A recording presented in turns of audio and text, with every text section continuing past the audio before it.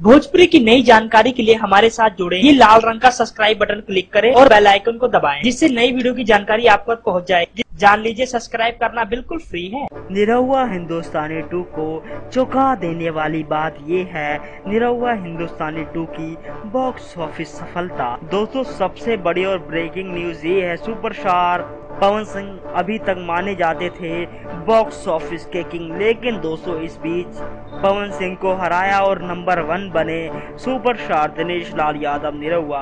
दोस्तों, जितना पैसा पवन सिंह की फिल्म सत्या ने 3 दिन में कमाया था, उससे कहीं ज्यादा पैसा कमा लिया सुपरस्टार दिनेश लाल यादव निरहुआ की फिल्म निरहुआ हिंदुस्तानी 2 ने। दोस्तों, अगर सफलता की बात करें तो इस समय ज्यादा सफल चल रहे हैं दिनेश लाल यादव निरहुआ।